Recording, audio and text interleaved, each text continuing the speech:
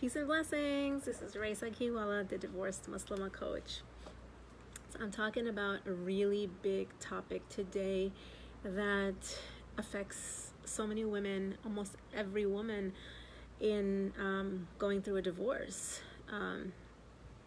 Also women who are not going through a divorce, but this is big stuff when we're talking about separating, we're talking about being alone, with yourself, on your own, single again. It's a really big deal. Hey Asamini, good to see you. Thanks for joining.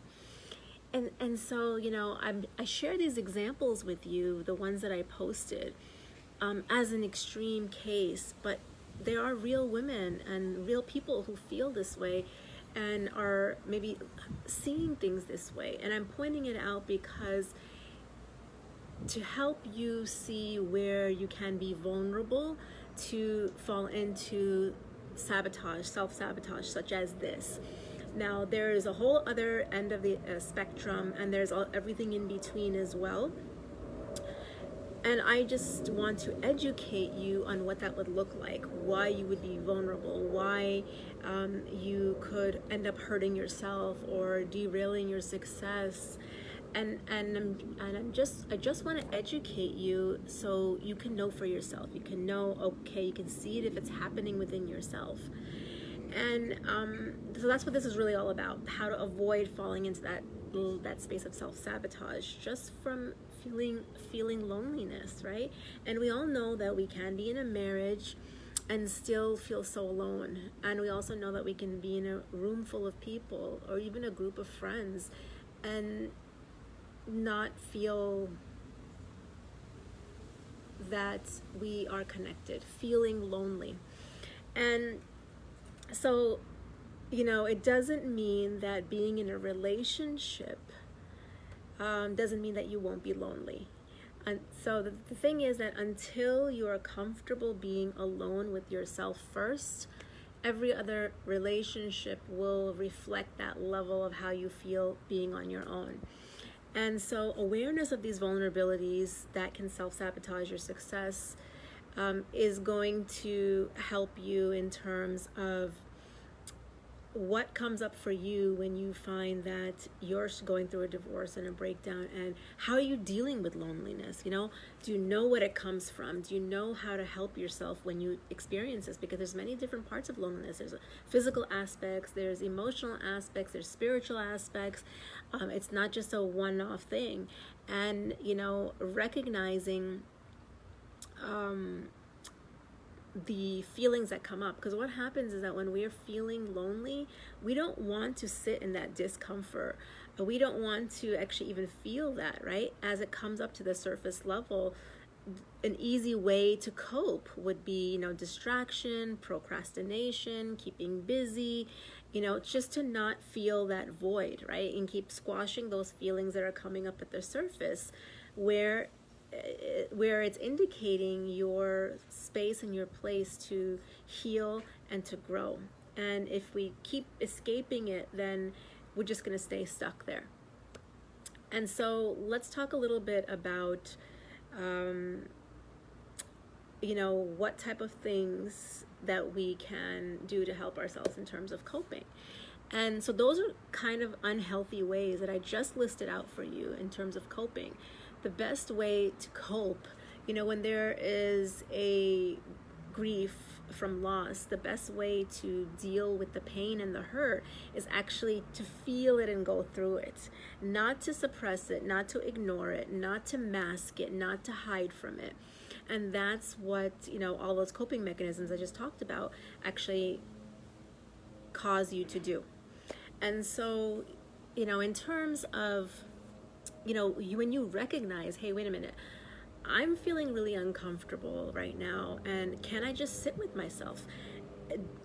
How does it feel for me to be still and sit alone with myself? Am I comfortable being alone with myself? And if I'm not, which most people are not, I certainly wasn't, because I didn't know myself. I wasn't, comfortable with a lot of the truths that were coming up for me about myself, and I did not want to face it. And again, that's where our healing needs to happen, and that's where our growth is going to happen. So in terms of the examples that, I posted, loneliness can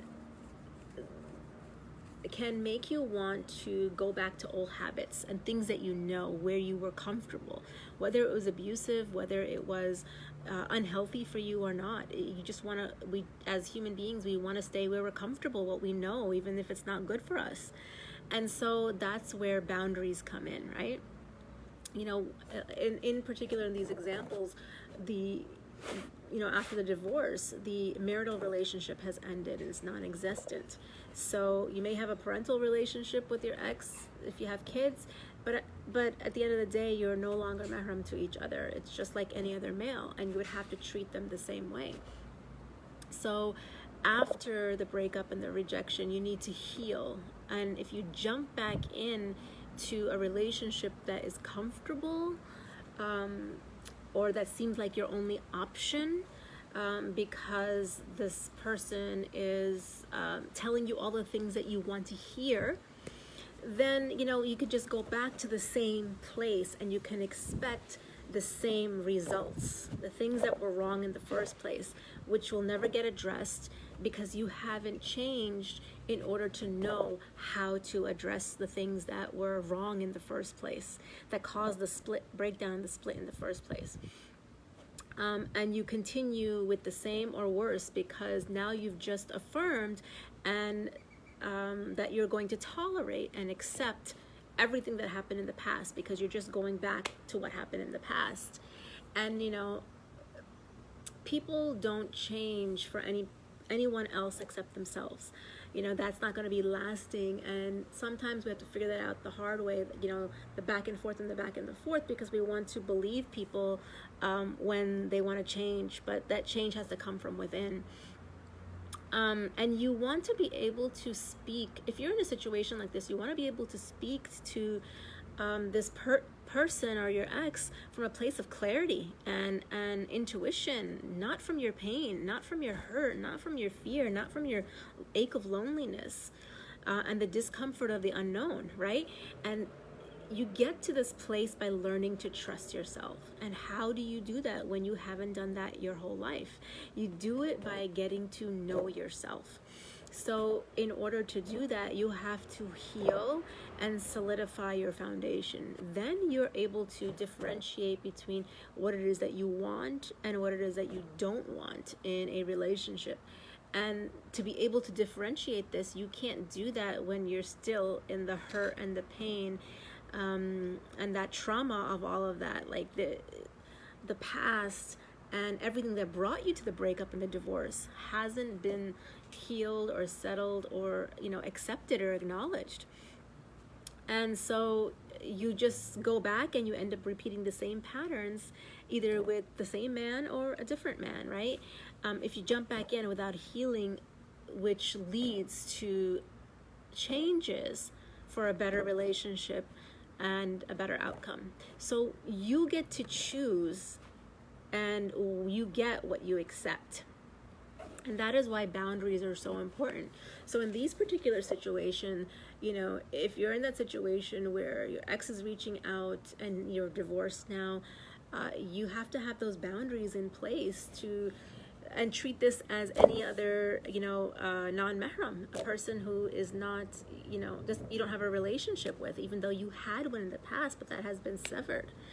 And so if you don't have those boundaries to put them into place, it's going to be really, really hard not to give in, because the comfort that relationship is going to provide is going to make you feel a lot better. And at the end, it's actually going to thwart you, and it's going to derail any healing that you need to do and progress that you need to make in order to move forward and emerge as a better you from everything that you've learned from that relationship, to move on to have a better relationship, starting with the relationship with yourself. And so, and then as you evolve, you heal, you evolve, and you change, you may not even want that person who wants to come back into your life, because you're a different person now, right? And so the message really here is, until you learn how to be comfortable being alone with yourself, you'll never know if you're choosing someone out of, intention and sincerity and love, or out of desperation and fear and loneliness. And we all know that when we make decisions from that space of fear, desperation, and loneliness, doesn't end well. It doesn't end well, and it only causes more heartache in the end. So if you want to really dive more deeper into what are the causes of loneliness, the physical and the emotional, what are the solutions for loneliness, I spend weeks on this in my course, Reinvent Yourself After Divorce, and we are starting next week, inshallah. And tonight is the last day up until midnight for you to get a discount and some bonuses that will go away after tonight. So you get the $97 discount and some bonuses. I'd love to see you in there, so check it out and let me know your takeaways from this video, and let me know what resonated with you, what you had questions about. Leave your comments here and I will check in with you guys. Take care. Peace and blessings.